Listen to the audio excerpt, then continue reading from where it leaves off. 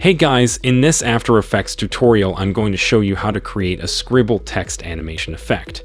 So first open New Composition, and I'm going to create a text layer to begin working with. So I'll go to Layer, New Text. So here I'll type out my text. And of course you can adjust your properties of your text in the character and paragraph panel to your liking. So I'll just put that in the center in my case. And now we actually want to create a mask out of all these different lighter shapes. So we can actually right-click on the text and go to Create Masks from Text. And what that will do is it'll automatically create a mask for each letter. So now you have a new object in our composition called Scribble Outlines.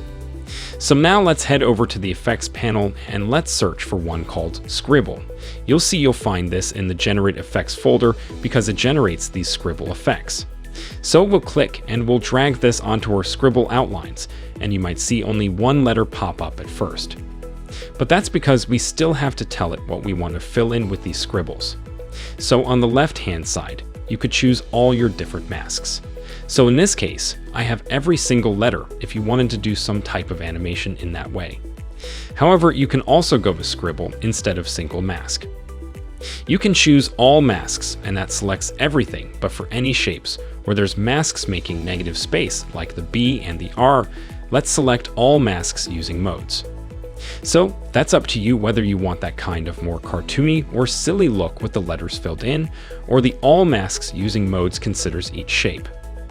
So now we have our scribbled text, but the default, in my opinion, doesn't really look very good. It just looks kind of like some scratchy lines. It doesn't really look like someone's drawing it. So we can go in and adjust a whole bunch of options here to make it our own. So first we have the fill type. By default it's inside, but you could play around with different edges to get these interesting other effects or outlines. And you could pick one that fits the theme or the look that you're going for. So I'll just keep it on the inside. And also you can adjust the color. So instead of a white, you could pick some type of bright color, like a crayon color. And keep in mind that you can animate any of these with keyframes afterwards. So you can make it rotate from one color to the next. So next we have opacity. I'm going to leave mine at 100%. And angle is the angle of the strokes. So you can see here they're going 60 degrees. And if you'd like, you can make them go horizontal or vertical, however you want your scribbles to look. So stroke width is how thick you want the lines to be. So the thicker they are, it kind of just becomes a solid block. And the thinner they are, it kind of becomes very faint and hard to see. So if we actually hit the drop-down arrow on the stroke options menu, we have a whole other host of selections for us to choose from, like curviness, which makes the letters look more like some loose pasta rather than scribbles, which can be kind of cool. Spacing, which is how spaced apart an area is, which can help us increase the stroke width if we want thicker lines that are more spaced apart. And you have options for variation and overlap as well. So these options really let you customize it to get the exact look that you're going for. So I'm going to go with some slightly curvy text and spaced out in this example, but play around with it and make it your own. Next, we have the start and end options, and this will allow us to animate things in eventually. You can see we can animate from 0 to 100, and we also have the wiggle type. So it's smooth by default, which just smoothly animates from wiggle to wiggle.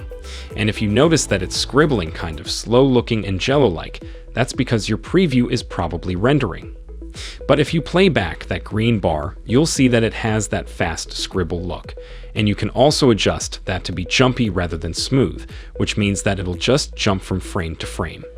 And you also have static, which if you wanted to, just leaves it without any animation. So I'm going to use jumpy in my case. I like that kind of hand-done feel.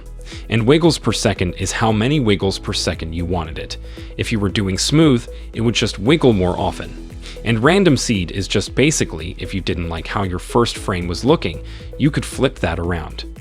So now that I've generated my scribble effect, I'll do some of those animations that I mentioned in the beginning.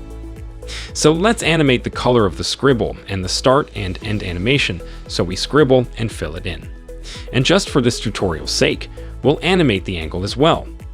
So for the start, I'm going to start at 100%, masked out so there's nothing there.